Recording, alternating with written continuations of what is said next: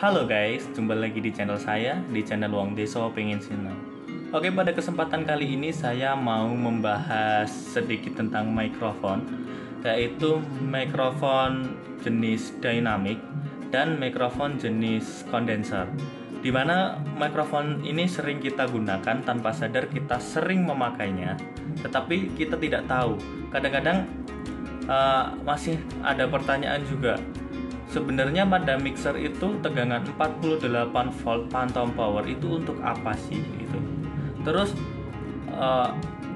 itu untuk mic condenser terus makainya gimana sih gitu.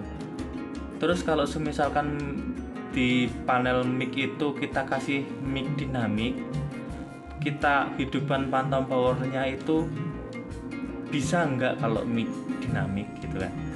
Mungkin beberapa ada yang memiliki pertanyaan seperti itu, dan ada juga yang bertanya mungkin kegunaannya mic condenser itu untuk apa sih dan mic dinamik itu untuk apa sih. Oke, kita langsung bahas saja dengan gambar ya, dengan gambar karena saya tidak memiliki mic condenser, jadi saya akan bahas dengan gambar dan biar lebih jelas. Tetap di channel ini, jangan lupa di like dan subscribe. Oh ya, satu lagi ketinggalan ini. Jika pada mixer kalian cuma ada satu tombol plus 48 volt, satu tombol itu untuk semua channel, dan kalian ingin menggunakan mic dinamik dan mic condenser secara bersamaan, terus bagaimana caranya mengatasi agar mic dinamiknya itu tidak rusak karena tegangan 48 volt akibat tegangan dari phantom power? Kalian bisa lihat di video saya sebelumnya.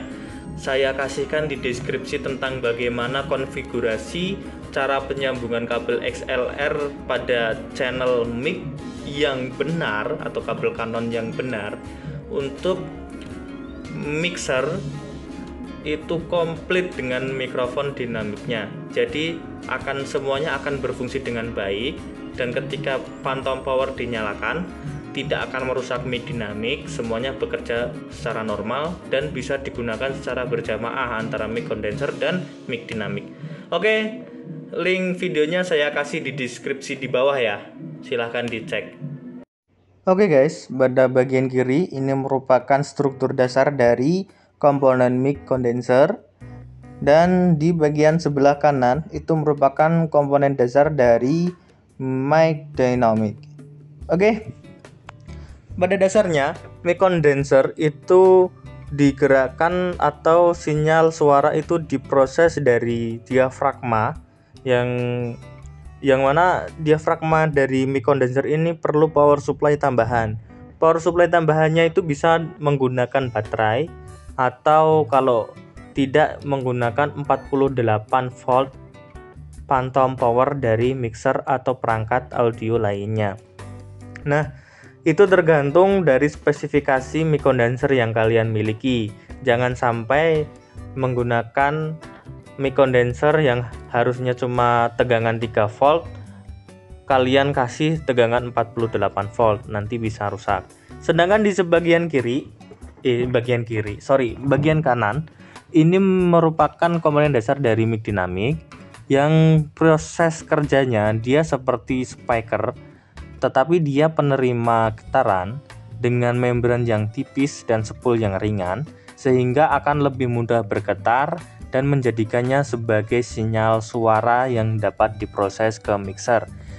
Komponen dinamik ini terdiri dari spool atau lilitan, kemudian ada magnetnya juga yang kecil. Dari spool dan magnet itu bisa menghasilkan sinyal listrik ketika menerima getaran suara. Nah, kemudian sinyal listrik itu yang diolah ke mixer menjadi suara. Seperti itu untuk penjelasannya guys. Oke, selanjutnya kita bahas untuk mic condenser dulu. Pengaplikasian mic condenser itu seperti apa? Oke. Pengaplikasiannya biasanya digunakan pada meeting room. Dengan begini kita tidak perlu terlalu dekat dengan mic karena mic condenser itu peka, kita bisa berbicara dengan santai. Kemudian pada studio rekaman, tetapi kalau untuk studio rekaman harus dilakukan di ruangan yang kedap suara. Fungsi dari mic condenser ini adalah menangkap detail suara yang sangat detail dan jelas, akan tetapi harus benar-benar dilakukan di ruangan yang kedap suara agar tidak ada suara latar atau suara lain yang masuk ke dalam mikrofon. Ini khusus untuk studio rekaman ya guys. Nah, untuk lebar suara yang ditangkap mic condenser pun lebih lebar dibandingkan mic dinamik. Kemudian selanjutnya itu pada podcast atau podcast YouTube. Nah, pada podcast ini menggunakan mic condenser karena ketika mengobrol dengan jarak yang agak jauh atau kita bisa mengobrol santai tetapi suara tetap tertangkap dengan jelas. Kemudian bisa juga di bagian kamera. Nah, pada bagian kamera ini ditambahkan mic condenser untuk menangkap sinyal suara dari saat kita merekam kejadian-kejadian yang kita rekam, itu suaranya terdengar jelas masuk ke dalam kamera ya guys. Sehingga detail suara itu masuk secara keseluruhan. Nah, ini fungsi dari mic condenser yang digunakan pada kamera seperti itu guys. Nah, kemudian kita akan beralih ke mic dinamik guys.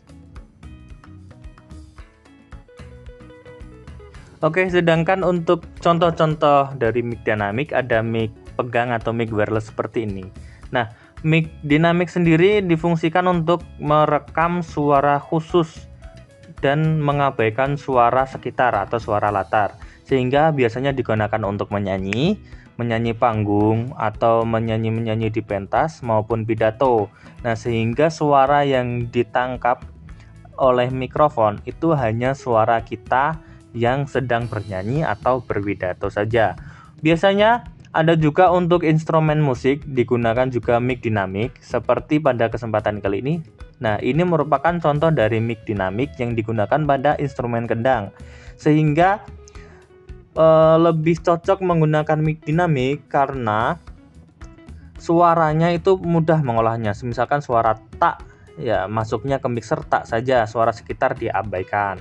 Bisa juga untuk drum seperti ini contohnya, atau alat musik yang lain guys. Jadi perbedaan ruang lingkupnya itu di situ. Kalau mic dinamik itu hanya merekam suara khusus, kalau kondenser biasanya lebih ke umum gitu guys. Oke, ini salah satu contoh mic condenser yang lain juga ya guys. Jadi mic condenser itu ada yang berbentuk clip on, ada yang berbentuk meja seperti tadi yang saya sebutkan. Tetapi biasanya tetap menggunakan baterai tambahan untuk jenis mic ini yang dicolokkan langsung ke mixer ya guys, tanpa phantom power. Biasanya tetap menggunakan baterai bawaan. Jadi seperti ini. Ini juga biasanya digunakan untuk mikrofon azan atau pidato atau imam. Biasanya menggunakan mic condenser untuk masjid ya guys. Kemudian untuk skema dasar mic condenser yang menggunakan baterai kurang lebih seperti ini ya guys. Nah, jika mic condenser kalian jangan lupa membaca spesifikasi mic condenser yang kalian miliki. Jangan sampai yang spesifikasinya memakai baterai atau tegangan yang kecil 3 volt 5 volt kalian isi dengan tegangan 48 volt ya guys. Jadi lebih jeli dan teliti ketika menggunakan mic condenser ya guys. Oke, jadi demikian tadi penjelasan saya tentang mic condenser. Dan mic condenser sebenarnya juga ada di sekitar kita, seperti pada mikrofon HP kita. Saat kita menggunakan video seperti ini, kita akan mendengarkan suara di sekitar kita itu lebih jelas. Itu karena sebenarnya kamera kita, HP kita itu menggunakan mic condenser. Jadi suara di sekitar, suara latar, suara orang itu lebih terdengar jelas. Kemudian untuk keperluan shooting, untuk keperluan clip on, mic imam atau mic pentas pada clip on itu biasanya menggunakan mic condenser. Untuk keperluan shooting seperti tadi yang kameranya ada mic condensernya tadi, itu berfungsi untuk merekam semua suara, karena mic condenser itu yang dimanfaatkan adalah kepekaannya dan kedetailan suaranya, bahkan suara kecil pun terekam. Nah, terus jika ada pertanyaan, kalau gitu kenapa enggak mic condenser kita gunakan untuk vokal di panggung? Nah, yang menjadi pertanyaan saya adalah mic condenser itu kan sangat peka.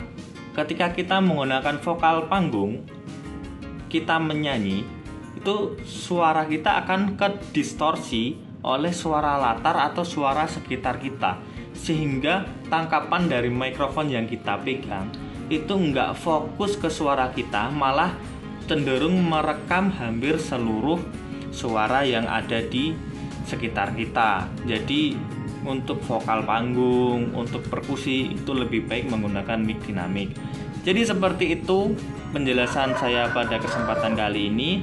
Semoga dapat membantu dan memberi sedikit pengetahuan. Apabila ada tambahan dan masukan, silahkan komentar di kolom komentar ya guys. Saya di sini juga masih dalam proses belajar. Jika ada kritik dan tambahan ilmu, silahkan tambahkan di kolom komentar. Kita belajar bareng di sini dan salam sukses. Jangan lupa di like dan subscribe. Terima kasih sudah mampir dan sampai jumpa.